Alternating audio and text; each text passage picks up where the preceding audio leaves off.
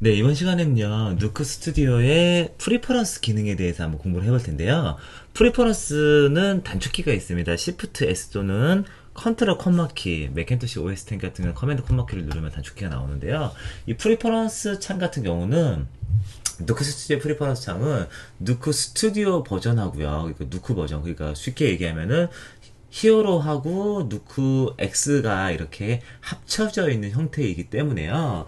여기 프리퍼런스가 약간 더 이렇게 복잡해졌습니다. 그리고 기존에 누크에 있던 상세한 많은 설정들이 약간 좀 삭제되어 있는 면도 있고요. 그래서 약간의 특징을 가지고 있는데 이 프리퍼런스를 이번 시간에 좀 디테일 있게 설명을 해드릴 텐데요. 그 전체적인 거를 다 설명하려면은 전체적인 그 돌아가는 원리를 다 구조를 이해를 하셔야 되기 때문에 약간 전체적인 거 일일이 다 설명드리기 시간도 부족하고 좀 어렵고요. 그래서 여기에서 가장 중요한 세이브라든가 아니면 캐시 그리고 로컬라이징 그리고 뭐 이렇게 타임 코드라든가 몇 가지 이렇게 중요하게 사용되는 옵션들을 파일 핸들링에 관련되어 있는 그런 옵션들을 한번 설명을 한번 해드리도록 하겠습니다. 자, 일단 기본적으로 프리퍼런스의 단축키는 제가 Shift S 또는 Ctrl 콤마키라고 말씀을 해드렸죠. 자, 그래서 메뉴에 가시면요. 메뉴에서는 자 에딧 아이고 여기 있군요. 자 요렇게 OS 10 같은 경우는 이 메뉴에 있고요. 윈도우즈 같은 경우는 에디트에 아마 프리퍼런스가 있으실 거예요. 그리고 옆에 보면 이렇게 단축키가 나와져 있죠.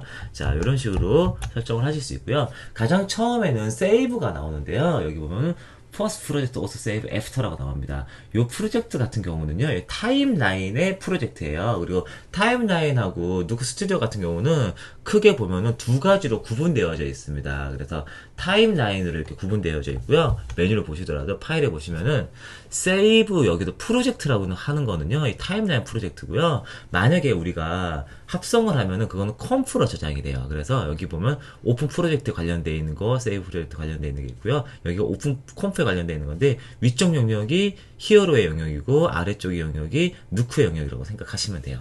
자, 그래서 이렇게 관리가 되어져 있는데 그와 똑같이 이런 식으로 여기에서 보시면요. 포스트 프로젝트 오토 세이브 애프터 같은 경우는 얘는 타임라인이 300초니까요. 5분 뒤에 저장이 된다는 거죠. 그리고 밑에 보면 컴프 오토 세이브가 있습니다. 아이들 컴프에서 아무것도 동작하지 않으면 5초 단위로 저장을 하고요. 포스트 컴프 그러니까 기본적으로 30초 단위로 오토 세이브 파일을 만들라는 얘기예요. 그리고 오토 세이브 컴프 파일 같은 경우는 여기에 저장을 하는 건데 일반적으로 프로젝트가 저장이 되면요 프로젝트 파일이 저장되면 거기랑 똑같은 경로에 여기 저장되도록 되어져 있습니다. 그리고 패스 같은 경우는요, 어떤 케이스냐면은, 예를 들어서, OS 10하고 윈도우즈하고 리눅스하고 똑같은 바탕화면이라도 그 바탕화면을 가는 패스가 틀립니다. 그래서 그 패스 같은 경우를 만약에 윈도우즈에서는 여기가 데스크탑이라면은 OS 10에서 여기가 데스크탑이라고 그렇게 알려주는 게 바로 패스예요. 자, 패스라는 게 있고요. 그리고 컬러 매니지먼트. 자, 컬러 매니지먼트 같은 경우는 기본적으로 누크의 컬러 매니지먼트를 따르고 있고요. 만약에 오픈 컬러 IO를 사용하시고 싶으시면은 소니 픽처스 이미지웍스의 애니메이션 오픈 컬러 IO 그리고 뭐 VFX 오픈 컬러 IO, ACS 자 그렇게 이런 식으로 사용을 하실 수 있습니다. 기본적으로 누크 디포트. 자 제너럴 옵션에 가면은 이 제너럴 옵션이 바로 여기 프로젝트 옵션인데요. 여기 프로젝트 에디트 세팅에 나타나서 여기 프로젝트 만드는 옵션이에요. 그래서 만드는 옵션인데 이 제너럴 옵션 같은 경우는 저희가 이거 다음에 여기 프로젝트 창에 대해서 이렇게 한번 설명을 할 텐데 그때 디테일 있게 설명을 해 드리도록 하겠습니다. 퍼포먼싱 탭에 가시면요 기본적으로 가장 먼저 이렇게 나타나는 캐싱인데 이 캐싱이 굉장히 좀 복잡하고 굉장히 중요합니다. 가장 먼저 나타나는 게 바로 로컬라이즈인데요. 자 그래서 로컬라이즈를 보시면요 여기 보면 로컬라이즈 디렉토리가 있고요. 그리고 로컬라이즈 파일이 어느 정도까지 로컬라이즈를 할 건지 묻게 됩니다. 로컬라이즈라는 것 자체가요 어떤 개념이냐면요 약간의 규모가 있는 프로덕션에 가면은 그 메인 파일들을 저장을 하게 되는데 그 파일을 네트워크의 서버에 저장을 하게 됩니다. 그런 다음에 서버에서 강력한 네트워크 성능을 나는 그런 서버를 하나 두고요. 네트워크 시스템을 만든 다음에 일반적으로는 그 저희가 쓰는 게 1기가 bps 네트워크라면 거기서는 기본적으로 10기가 bps 네트워크 같은 거 구성을 해서 사용을 하겠죠. 그렇게 사용을 해서 이렇게 거기서 파일을 다운로드 받은 다음에 그 매니지먼트 시스템 그래서 작업을 트래킹한다 그러는데요. 그래서 어떤 사람이 어느 정도까지 어떤 작업을 하고 어떻게 진행이 되고 있는지 같이 트래킹도 같이 돼요. 그래가지고 그런 매니지먼트 시스템하고 같이 연결이 돼가지고 거기에서 파일을 받고 작업을 하고 파일을 보내고 그런 식의 형식을 가지게 되는데, 그때 아무리 빠른 네트워크 시스템을 구성을 하더라도요, 여러 사람이 같이 그 한 네트워크에 물려서 같이 이렇게 파일이 왔다 갔다 전송이 되면은 그 네트워크는 병목 현상이 생겨서 굉장히 많이 느려지게 됩니다. 그래서 아무래도 가장 크게 네트워크로 왔다 갔다 하는 것 같은 경우는 이렇게 메인 소스 파일이겠죠. 그래서 메인 소스 파일을 이렇게 로컬라이즈 해가지고 어디에 미리 하드디스크 같은 거에 저장을 하는 거예요. 저장을 해서 거기에서 이렇게 사용을 하는 건데요. 기본적으로는 이렇게 누크의 템프 파일에 저장을 하게 되어져 있는데, 이 파일을 좀 아무래도 작업을 하는 파일이다 보니까 C 드라이브를 제외한, 그러니까 OS 드라이브를 제외한 그 좀 빠른 디스크에 저장을 하면은 기본적으로 약간의 퍼포먼스를 상승시킬 수 있는 효과를 얻으실 수 있습니다. 자, 그리고 맥스 로컬라이저 보면은 그 용량을 얼마만큼 저장을 할 거냐, 그런 다음에 그 용량이 저장이 다 되면은 기존의 건 지우게 되겠죠. 그런 식으로, 아니면 이게 꽉 차면은 로컬라이즈가 안 되게 됩니다. 자, 그래서 이런 식으로 맥스 로컬라이즈 파일을 저장하는데, 일반적으로 그래서 네트워크로 쓰는 사람들이 여기가 10기가 아니라, 저는 네트워크 안 쓰거든요. 근데 10기가 아니면 100기가라든가 1000기가바이트 정도를 사용해서 효율적으로 사용하실 수 있습니다. 로컬라이즈에 관련되어 있는 약간의 옵션을 보면요, 이 클립이 있어요. 클립 보시면요, 클립을 마우스 오른쪽 버튼 누르시면 여기 로컬라이전 폴리시라는 게 나타나요. 그래서 기본적으로 오토예요. 그래서 일반적으로 하드디스크에서 그 걸려져, 여기 내장되어져 있는 하드디스크에서 사용하면은 로컬라이즈가 안 되는데, 여기서 올레이즈를 하면은 그런 파일들 가져도 로컬라이즈가 되고 얘가 캐시로 저장이 되게 됩니다. 그리고 네버 하게 되면은 로컬라이즈가 안 되는 거죠. 그리고 오토 하게 되면은 네트워크에서 이렇게 가져오는 파일들만 로컬라이즈가 돼요. 그래서 여기서 제가 만약에 한번 올레이즈를 해보겠습니다. 올레이즈를 하면은 여기에 파란색이 쭉 되면서 캐시에 저장이 되죠. 이 파일이 쭉 지금 캐시에 저장이 되는 거예요. 그런 다음에 그 캐시에 저장되는 디렉토리는 아까 저희가 프리퍼런스에서 설정을 하실 수 있습니다. 여기 보면은 여기 파일 저장이 되는 거예요. 그리고 맥스 여기까지 저장이 되는 겁니다. 로컬라이즈가 되는 파일들은 캐시에 바로 저장이 되는 곳이기 때문에 좀 빠르게 사용할 수 있다 그랬는데, 이거를 약간 좀 응용을 하면요, 어떤 식으로 사용하실 수 있냐면요, 실제 이렇게 파일이 저장되어져 있는 공간이 이렇게 굉장히 좀 느린 하드디스크인데 용량이 굉장히 큰 하드디스크에 저장을 하는 거예요. 그런 다음에 SSD처럼 이렇게 그 굉장히 빠른 디스크가 있으면은 그 디스크에 로컬라이즈를 하게 되면은 그 디스크로 캐시 파일이 저장된 다음에 굉장히 빠르게 작업을 하실 수 있어요. 그런 다음에 로컬라이즈에 관련되어 있는 그 로컬라이즈 많이 지우고 싶으시면요, 캐시 폴더에 가시면은 로컬라이제이션이라는 게 있는데요. 여기 보면은 여기서도 로컬라이즈에 대한 옵션들을 선택해서 정리하실 수 있습니다. 그래서 enable, disable, 그리고 세팅은 edit 세팅, 얼마만큼의 로컬라이즈를 가지고 있을 거냐, 그리고 가지고 있을 거냐 묻는 거고요. 현재 이렇게 사용이 됐고 사용할 수 있는 게 이렇게 공간이 있다는 거죠. 그리고 전체적인 사이즈가 이렇게 되어져 있다는 뜻입니다. 그리고 여기서 clear all unused 파일 하면요, 여긴 지금 얘는 사용을 하고 있는 거예요. 그래서 얘를 지우면은 사용하지 않는 파일들을 지우게 됩니다. 지우게 되고요. 자, 여기서 자, 이 옵션을 셋업할 수 있는데, 얘가 만약에 제가 불렸던 것을 제거하겠습니다. 딜리트 키 누르면 다 사라지죠. 그래서 얘가 지금 여기에다 시퀀스에 사용되고 있다는 건데, 예스 누르면은 시퀀스가 오프라인이 됩니다. 얘를 지웠어요. 그런 다음에 제가 얘를 다시 꺼내면요, 얘는 기존에 로컬라이제이션이 되어져 있는 거기 때문에, 왜 안 가져오죠? 자, 되어져 있는 것이기 때문에 그냥 그대로 이렇게 캐시에 저장이 된 상태로, 자, 여기 간간히 좀 이럴 때가 있거든요. 여기 활성화가 잘 안 되네요. 자, 이렇게 안 가져오면요, 제가 그냥 다이렉트로 커맨드 I 눌러서 가져오도록 하겠습니다. 자, 그래서 임포트 파일 한 다음에, 자, 누크 스튜디오 에서 제가 가져오게 되면요, 이 파일 같은 경우는 기존에 로컬라이제이션이 되어져 있기 때문에 들어오자마자 로컬라이제이션이 되어 있는 형태로 나와야 정상인데요, 이렇게 나와 있어야 되는데 여기에서 얘가 캐시가 지워졌나요? 한번 확인해 볼까요? 자, 에디트 세팅 남아있죠. 얘 같은 경우는 제가 한번 옵션을, 지금 약간 버그가 있는 것 같은데 한번 옵션을 보겠습니다. 그래서 올레이즈 하면은 다시 이렇게 저장했는데 원래는 얘가 저장이 되어져 있어야지 맞아요. 그런데 얘가 지금 다시 저장을 하고 있는 겁니다. 그런 다음에 얘가 만약에 사용을 안 하고 있으면요, 로컬라이제이션 가신 다음에 여기에서 클리어 언유즈 하면은 얘가 사용을 하게 됩니다. 기존에 게 지금 저장이 되어져 있는 거죠. 클리어 언유즈 그래서 지웠어야 되는데 지속적으로 여기 지금 나타난 거예요. 기존의 게. 그래서 유지된 게 이렇게 다시 이렇게 바뀌는 게 보이실 겁니다. 그래서 로컬라이제이션을 하게 돼서 사용을 하시면요, 느린 하드디스크와 빠른 하드디스크가 구분되어 있다거나 네트워크가 이렇게 구분되어 있는 상태에서 효율적으로 그것들을 사용을 하실 수 있습니다. 그래서 얘는 캐시에 저장되어 있는 거죠. 근데 지금 같은 경우는 지금 어차피 빠른 디스크에 저장이 되어져 있는 개념이기 때문에 사실 큰 차이는 없습니다. 자, 그런 다음에 자, 얘를 만약에 딜리트 하고요. 그런 다음에 다시 이렇게 가져오게 되면은 가져오고 지우고 가져오게 되면 얘네들을 다시 여기 다시 이렇게 등록이 되어져 있는 거 보이시죠? 자, 그런 상태인데 이렇게 등록이 되어져 있는데 얘가 만약에 로컬라이제이션에서 언유즈 된 거 지워버리면요, 클리어 언유즈 파일 하면은 얘는 지워지게 됩니다. 그렇게 돼버리면은 해당 파일 같은 경우는 커맨드 I, 자, 여기서는 캐시가 지금 없는 게 보이시죠? 그래서 올레이즈 되어져 있으니까 얘를 오토로 변경하도록 하겠습니다. 오토로 변경되면은 로컬라이즈의 캐시가 보이지 않습니다.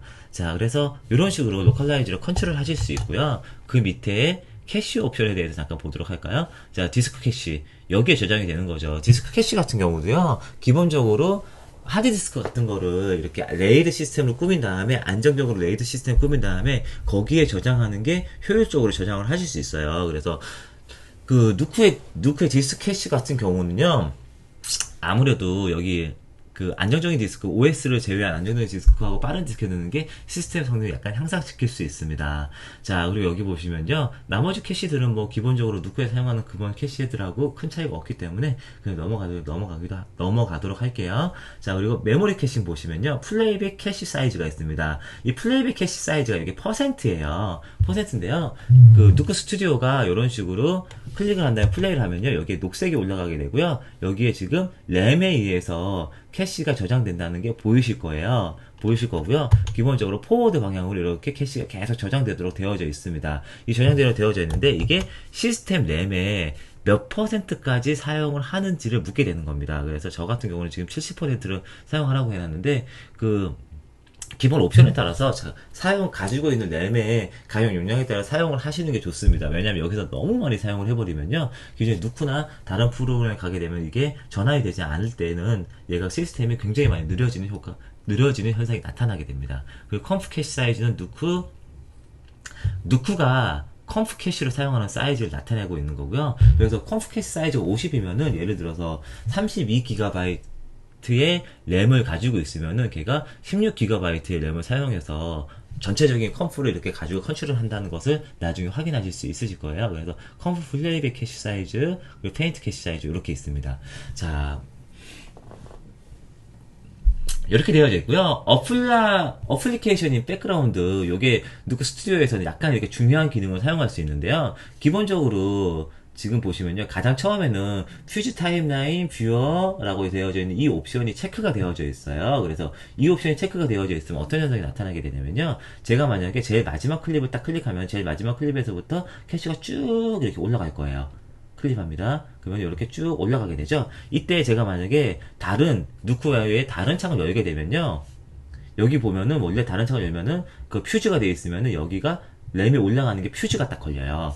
퓨즈가 딱 걸리는 상태고요. 그런 다음에 다시 누크 스튜디오를 열면은 얘가 다시 정상적으로 램에 의해서 이렇게 쭉 캐싱이 되어 올라가는 형식으로 되어져 있습니다. 근데 여기도 퓨즈를 체크하게 되면요, 퓨즈를 체크하게 되면은 말 그대로 정지가 되는 거고, 퓨즈를 체크해 풀면은 다른 프로그램으로 전환이 되더라도, 누크 스튜디오가 하이드가 되더라도 계속 캐시를 사용하는 겁니다. 자, 그렇게 되어져 있고요. 그래서 얘를 누르면은 정지가 되는 거죠. 오케이 누르면은, 만약에 다른 프로그램 딱 누르면은 여기 상태에서 더 이상 진행되지 않고 얘가 정지가 되는 겁니다.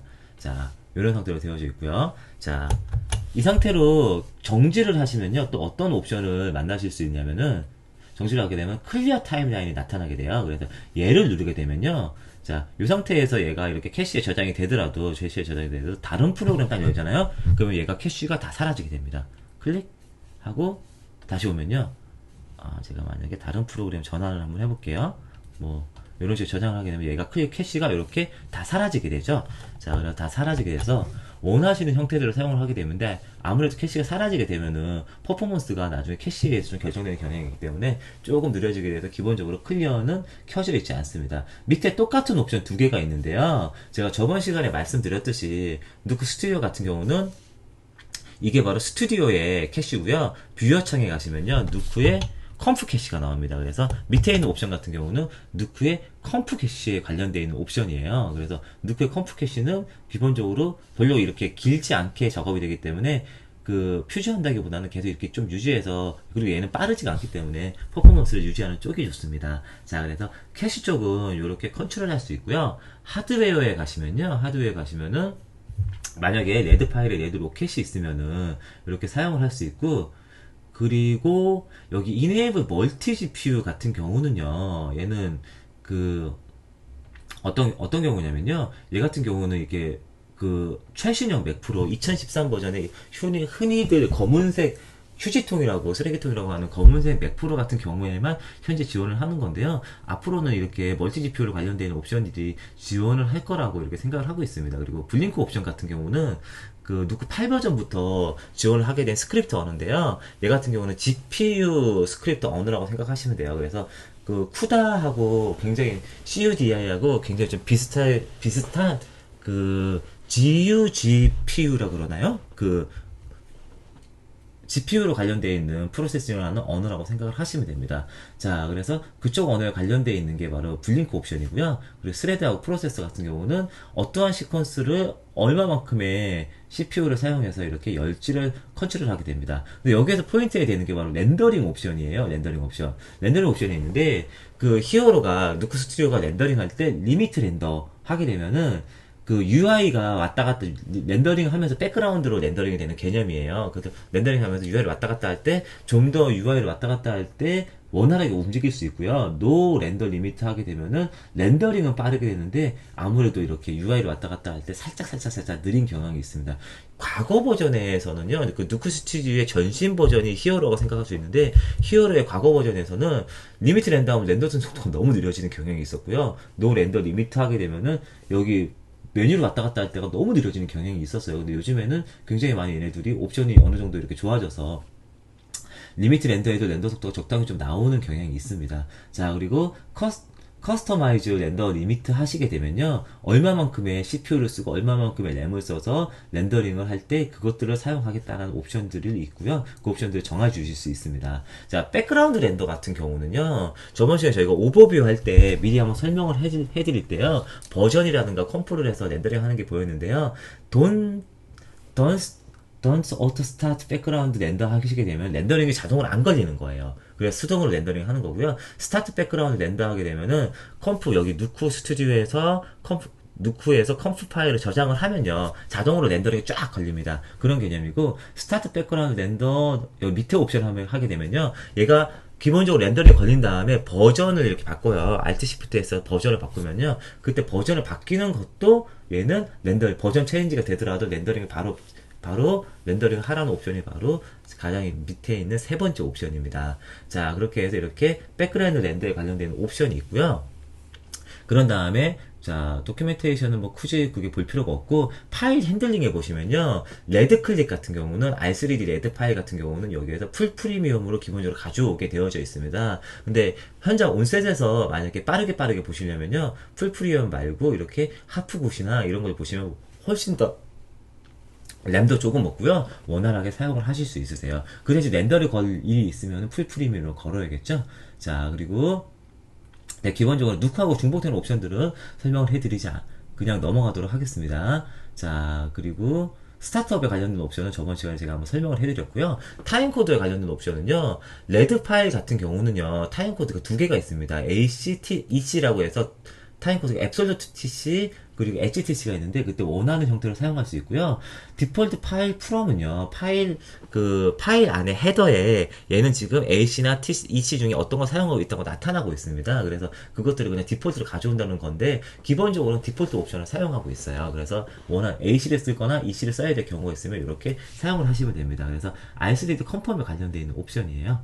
자, 그런 다음에 자, 나머지 컨트롤 패널에 있는 것들은 그전에 누크하고 거의 동일하기 때문에 그것들을 사용하시면 되고요. 큰 이슈가 없습니다. 그래서 그런 것들을 사용하시면 됩니다. 자, 그리고 여기 뷰어에 보시면요. 뷰어, 시퀀스 뷰어에 관련된 건데, 올 프레임 버퍼링을 해야지만, 이렇게 밑에 버퍼링이 쭉 나오면서, 잠시만요. 자, 전체 프레임을 계산하고 얘가 지금 버퍼링이 된다는 뜻이에요. 그래서 버퍼링을 이렇게 하시는 게 아무래도 작업 퍼포먼스 쪽으로 유리하고요. 풀스크린 디스플레이 같은 경우는 어떤 개념이냐면요. 지금 프라이머리 모니터가 저 같은 경우는 하나밖에 없기 때문에 지금 여기 프라이머리 모니터가 나타나게 되는데 이때 제가 만약에 컨트롤 F 눌러서 풀스크린 하게 되면요. 현재 전체적인 모니터가 이렇게 나타나게 됩니다. 이 옵션 외에도요. ESC 자, 스페이스바 이렇게 눌렀습니다. 이 옵션 외에도 타임라인 레이아웃 메뉴에 가시면요. 모니터 아웃풋이라는 메뉴가 있어요. 그래서 모니터 아웃풋 메뉴가 있는데 얘를 제가 플로팅으로 좀 약간 띄워 볼게요. 자, 플로팅을 띄운 다음에 자, 이 메뉴를 가지고요. 여기 보시면은 여기에 플로팅 비디오가 이렇게 있으면 이 비디오가 이렇게 나타나게 됩니다. 이 비디오를 다른 타임라인, 다른 모니터에 이렇게 옮기셔도 돼요. 그렇게 해서 모니터 같은 경우는 옮겨서 사용하실 수 있고요. 그때 자, 뷰어 룩업을 자, sRGB로 하셔야지만 플로팅도 자, sRGB를 하셔야지만 원활하게 자, 똑같은 뷰어가 나오겠죠? 자, 그래서 똑같은 뷰어 상태에서 얘네들을 이렇게 보실 수 있습니다. 자, 그리고 만약에 덱링크 같은 비디오 IO 카드가 걸려져 있다면요. 여기 덱링크 옵션이 나오기 때문에 그 덱링크로 비디오 아웃풋을 하실 수 있습니다. 자, 그거 뭐 덱링크로 하실 수 있는 거고요. 자, 비디오 아웃풋 되고요.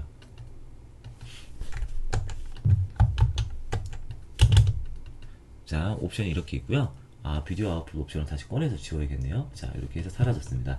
자, 그래서 비디오 아웃풋에 관련되어 있는 옵션은 그 옵션에서 따로 컨트롤 해 주실 수 있으세요. 자, 가이드라인 같은 경우는 여기도 똑같은 가이드라인 메뉴가 있기 때문에 그 가이드라인을 따라서 쓰시면 되고요. 여기 보면 프레임 인크리먼탈 12로 되어져 있는데 얘 같은 경우는 Shift 키 누르고 좌우로 움직였을 때 12프레임씩 움직이라는 얘기입니다. 그래서 여기 기본적으로 프레임 인크리먼털이 12로 정해져 있어요. 이 옵션하고 같은 거기 때문에 여기서 이렇게 컨트롤 해주시면 됩니다. 자, 그리고 자, 나머지 옵션은요, 오디오에 관련되어 있는 옵션도 여기 보시면 여기 오디오에 관련되어 있는 옵션이에요. 그래서 만약 여기 오디오가 있으면은 플레이하게 되면 오디오 같이 플레이가 출력이 하게 됩니다. 그래서 그 볼륨에 관련된 거고요. 끄고 싶으시면은 이렇게 딱 누르면 오디오가 꺼져요. 아무래도 누크 작업을 하다 보면은 오디오는 오디오 프로덕션에서 이렇게 관리를 하기 때문에 오디오를 끄고 작업하는 경우가 많이 있는데요. 그때는 오디오를 이렇게 꺼주시면 됩니다. 자, 그래서 전체적인 프리퍼런스에 관련되어 있는 옵션을 하나하나 알아봤는데요. 중점적으로 알아본 게 캐시, 그리고 로컬라이제이션, 그리고 오토세이브, 그리고 간단한 파일 핸들링에 관련되어 있는 옵션을 알아봤습니다. 그래서 이 옵션들을 어떻게 관리하냐에 따라서 누크 스튜디오 같은 경우는 램에다가 이렇게 올라가는 캐시를 저장하는 형태이기 때문에 퍼포먼스에 밀접한 관련이 있습니다. 그래서 이 옵션들을 사용하고 있는 현장 환경에 맞춰서 잘 이렇게 컨트롤 해주시는 게 누크의 퍼포먼스를 100% 활용할 수 있는 조건 중에 하나예요. 그래서 프리퍼런스를 잘 공부하시고 잘 적용하셔서 효율적인 누크 스튜디오를 사용하실 수 있었으면 좋겠습니다. 자, 그래서 이번 시간은 여기까지 하도록 할게요.